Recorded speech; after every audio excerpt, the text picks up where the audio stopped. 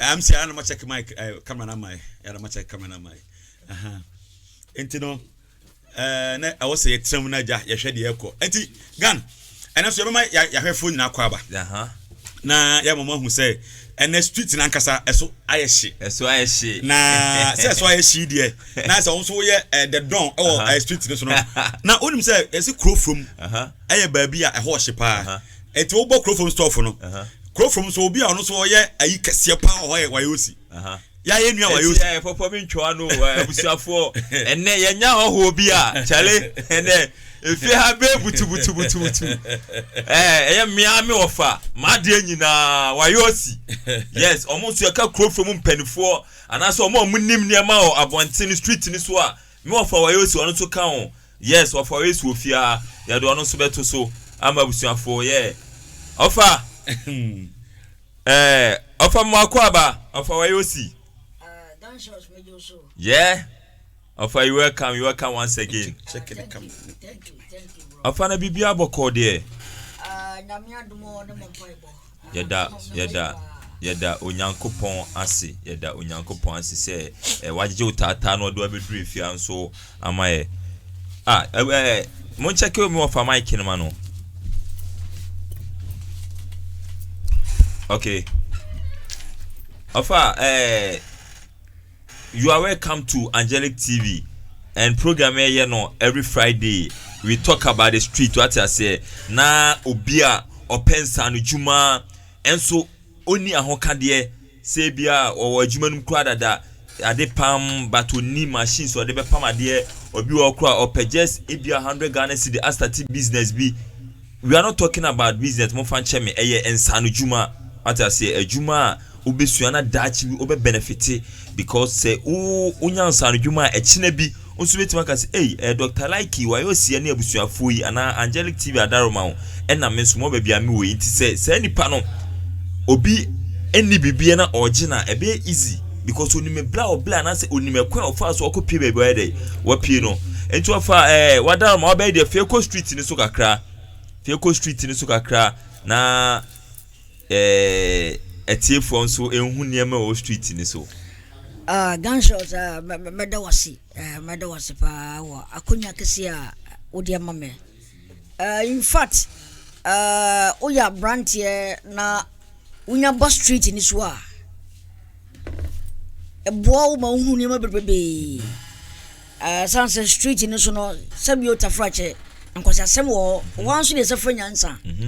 Sanse wan fanyansa wo hono a bibi bitimi ato a o mabiem sanity ntini tambia no wo dwini fie na wo dwini obodi no na wo dwini de bitimi asie a wo bitimi afiri mu enti obi a o survive wo street dim bia no na menim no kone so obobra abrabo no ekototin ma no sanse dun sambansi na wo mni nyina no woni babi ekosi bia what you say me bitimi ka se krofro ma bo me pa okay yes of course because anyama mahunu okro from no baby wo hono ma me kwa ebo me ma mitimi tina area ho okay yes enu ntino wo street nso a sabi utafra che anya ne mabone nko na ye wo ho ye fa nyansa ye fa adwene titiru ne ye fie nyansa ho ne ye fa no okay because you ni fie nyansa won timi tina street ni so okay ye kuta obi obedi ni nyina nyansa de nyansa won nya bi wo ho but wo street ni so a ebo ma ne shawden ama hu sampa wo ba bia woko okay ofa mi ntwa no on say ye back row from na say ye beto mi ko mom ye mpanifo ho do ho ne ye fuma hye but on say pani kwansa na akra de aba ofa anya kra no be hu say na the moto ene bicycle man han ase na won so ya akra bone enti eye den ena ene wadwo anase ekwan be so na fa so ko PS ni adwuma yi mu me da say Gun Shot enam street ni so ana maba ye de maye okay de ntema me kasa no say me wo kro from me obi a na me nya stobon but sabio tafra che omo ana omo ye stobon panifo omo ye stobon no me na me no omo nam okay eti lai bit misi na bia omo ti woni nkomo no makati bi wo kro so bosoma me kokoya di o mama nya de boni o me de na me ne class para na me ma okay best between If you been to me wuro pie. Okay. A TV design ye dinner sa ana Lord Kenya. Lord, okay. A bar crow from that richest corner. The Kenya PM or no. Obi anti wura ho. O when mo so bi na Kenya nche. I swear. The Kenya who say no, many dene. In 10 years or before me na o na manante. Okay. And TV ni Kenya na mo no. In fact, onu so hu say no mo akoma pa ena nenam. Okay. And I'm being Director Jackson now, or the movie industry. Director Jackson. Yes. Okay. Because once I tell my go from Tamana to Opano, I Buddha when you baby call. Yeah, offer. Now upper Massampa. Okay. Your brother Chrombo or Aswansi. Okay. Why, to say, me cousin Budia who would you. But opening up Massam 7 Honko baby, I may now a waffle, the baby. That's okay. Strong backup. Okay. Now, I am a dad to the sense as a man who dear grow. Now, we are my debina mean to me no one, mean to me more. But the idea of Shamanam. I'm a mujaba. Wow, why the idea of Chawa? Yes, okay. Now, my cocker report too. So I dare say now, gun shot, woe, the aim. Imagine the about two. It's wow to me shed a proud. Yes, of course. Nah, what report to our senior killers? Yes. Say Charlie, say no, I saw the IMU. The IMU. Wow. I don't know what's on your Messiah. Until next time, I'm one of my baby. Hey. Wow. And the street, you know, a boma and your ding, a good okay. A brabomu yansa, a mayanya. Okay. Na say of how chiremua on regret to be beer street in so being a street boy. But that's a street boy. Good. And two person say street am one who nyansa. Yes. Street am one suanema bebre e woni pa. But no be so na wa komo obetimi le gina street ni so. There be that. Because obi ntokwa ketu obi kura ba obi mpese moja kura be gu no obi dwane akofo ba bia say. Ye ntokwa ne bana ne ye hia ba bi kura de kro na free ba. Because e pese hu the root I didn't talk about a DNA. I was here, Gina Hobini, a woman, yeah. Mango Casa gun shot at the catcher me. Wow. But Unia could go into the street in the society mecano. A hot champ quiet. Wow. By a home soon fui. A home soon fui. By hot champ quiet. Yama streets in this baby. Baby. Oh, my master, do nice street boys.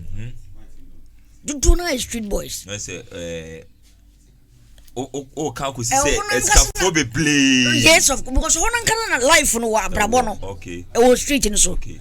Sansan Penfu baby say, you 2 years won't chat into the anymore. You 2 Mudia. Before so best survival back, Cassiano. Now, I wouldn't Yaku and it. Wow, Nimyansa after when this war. Okay. Tis street in the air. You do one come on, you do one dance here. But you know, be the bit of good so. Okay. And you be in a bit of good street in so. Okay, it's offer. Or life, I will crew from. And I say, a near man, only a terrible, oh, crew from a binny day. Gun shot, Mahoney Makasi will be. Okay. Your papa, your friend, you know, after your body to them, will be. Okay. Police for no cost, I'm saying that's what I hope. Na mijina hon mubi ana incident ni siye enyama akese scatter timisi ebia a whole block of drug mimi kopie so a whole drug we kopie so abasa minim de na dia okay the whole dia na program na dia ba koma wow nessa wa first year hey because ya na so no won fasa dia nsusu ye say yeah o be fada police need to have that admission button. On such a way, because when so I use don't drugs. Good. Sata gonna in the nail or say why you. I say why you. Yes. I say why you. But any money you get the bomb for no ordinary. It's a no so boy. I'm a young woman, oh. And you make a second, that's what you mean. Okay, and near my Cassia, Yahuno Street in the Swientimin Canina. Of Wayoosi. It's a knee, say, oh, baby. Unyabi. What fast be a street in the soa? A day a foot and our debemano. First, medical books and say, oh, good. the medical busa na no okay o akokodro de na magayen se ho ana nyansa wo nkono ngofa bi okay na ma chere ne ma so ye gun shot me wo krofo mi na no wi ni joto bi anka ma no da wo okay and so krofo mi ya wo krofo mi ya tete yes o kra ma num sa kra na me wo krofo na me nim sa nom wow kopim se me free wo betina bokro ma state school life and ma me kusua sa ne ma no wow because if you are na bitimi no na ya wiemfo me senior man e fona shigami buku ashigami krofo obi anim no yes me bra na na edin pa tata pa untimi no okay but one fan san kana no dot one bi wi one bi jada na me amidi na me na chima ba class 4 me be sua sa de no okay any rather me fa ne edin no sanity na ne ma na one fa bi no me ja to because boys am no mu si so omo start drugs na de ade no ene dodo na ntiase oh skata timisi okun anu kakra bi ofisi wadoje na fano say rapture what you say but no omo anfa sabra bono omo twetwa omo nyama race ne so okọ 18 mu ha omo tuton tade na omo nyina da so gina omo na so eti wo bi kan busa no wo akukuduro because the ntemi busa so wo akukuduro no wo ni akukuduro a wadanfo bi di ade ne bi be show nsem wo batwe obaka se koye se wo di ehu ebekwa koye bia na wakukuduro no so a okay nemo mutimi gina ona so say ade aga so se meye no menya ene ya kukuduro okay because enipa no face o de ka che no ohwe bebo ohu bokwa koye sade no wow yeah na say first na e ho se uhu before I be street ni so e say obemo akuku ayedu sanity yes because wakuku na anyedu a ade a wonya ho so be no kwa bekwa koye ma na de wa konso hwem because ehu enipa na enu o de ka che say kono ko for sade we mama no udi nipa no ebeko wow but okuku do betuma ka tense da bi wodi e enye me lie eno kra che manipa no hunu braveness awo ya na ze boldness kra wo okay na say oba street a enye ade bia na wo se wodi akire dabi na me na tama na me wo me swa no me guy ba ko me mundi ye dia na ye se satam na skani fi no na wuma mi tondo ko no wo ai krofum totro hono British kona nchimo na kana ko doctor men na skani fi nti no made ya ne ye edura nwumra madam fo no wasemi nti ono no ha dokro no maame o maye dokro ye ba ya che no na mi twa maame no roba eyi ni nam mi twa roba na eyi maame ne nam di maame ne hu se ye ba ho bia o shorty ti se no wodi wa yam ya muko ade si ho different kra yesu yenim ti dia ana mam ka se dia ye fa dwunu go street say madam fu no kan ya na ho pre maame no eye se wo jai wo munyina no obehwe ne hu se no ene bibia si good ye hu yan se maame na ekoto okoto so abekona na mi wura fom madam fu ni sura adana mango da fie anti street ni so no enima pi na koso o street ni so nti o street ni so eboa but akokodo no nkra wa na ofanim ye no ne ye wa adibu e fe ne kan 9 to so yes kan 9 to so no ade ye say obi upon store na sa tamu se store no mo kantan bi wo store nanim e bia no ahye ne drinks coke ne sa ne ma no o anim o opo obeba na bia coke 1 crate ini ho atwetwe coke na fade nim sa ya mtwe fahin ya twe o se kantan no o se store na de wo ho but obu an ne ma no nyina nko store ni oh okay good enti oje bi o sa kantan ne ano ma bono store ni mu yeah what I say enti enumu ne betwetwe sa ne ma no nyina fa sa na ekwa be fa so watwe no uyemba shu ebe je wonsa ehe wapo obaso me crow from na machine driving na machine nyo enye ma me ka mba paka o ebo na do 12 a baby ya furu bi a metia no strong man metia ya furu on say no mo na si so crow from na ye ni pa be 7 taxi ya kibia timi romus park no saka na ye bi suya ka ni twi tana do 12 na wo park ye no numu na ye ni pa 7 egu kan obi akosua o kan ni twi eti oh yes eti do I drive no tisi adwin kwanta to from adwin kwanta kwan ni mu a utimi hiti failure sa na o de kono ofofro de aba eti ade anche no se ya ba ifo twime petro be ye ntwi petro ye di usua o kan ni twi because kai bi ho no a ki bi atimi wuram e man sa yes atam na o tro ne ta taxi it's Colombia ho toilet no ho no pack no of akam unim say asimo fe kan sa Colombia kai o kan ma kai ma say unim say yes ye nanti street na e bla this is what we do ye ko Colombia wa unse Colombia ho no mpeki fie ne obisity o no pack tro enum na ne ekoda o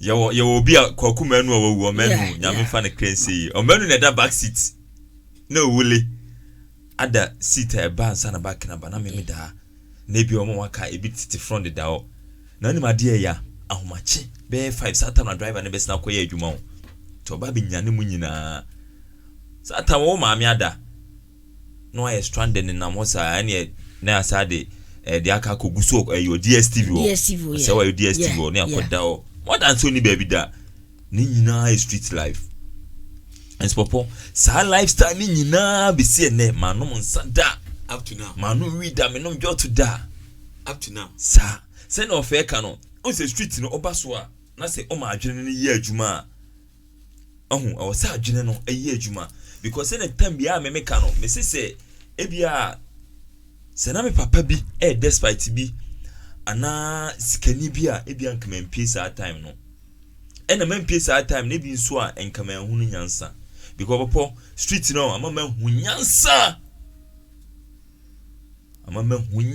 pa minim papa minim bone mimini uhia 1 2 3 a minim de obetimi de ama me minim ade abeye be se mabrabo ati ase nti se mehwe na sa agro ne moame a na matwe me ho because me pie se ba be piska na me de bia kofie o ebi ni o enti upon stop on bi bia na me bia na still na mani e dey mani oh adwene no mu da ho ase ne o kasa wonu wi krada obi anye ni o sanity bo mo nim no de o nim enti ye hwe obi Debbie. You don't have to judge people by their looks. And you can say, "Who be no? First thing I will say, if we are simply penny na ehu. One moment with deep on pa. Obi your dress gentle because on no suspecting no. Maybe a life na me pekeke. And I am who say, and it doesn't make me a bad person. But ye krum hey. Any pa no mti wi alimu hano. See who say wabobo waso an say we chale obakwa na manfo de o obi atwene ho ba betime hu be very very innocent wabopo ade ase nipa ne be ye ono onjindi de nenyo mo hwe waje na bo akro no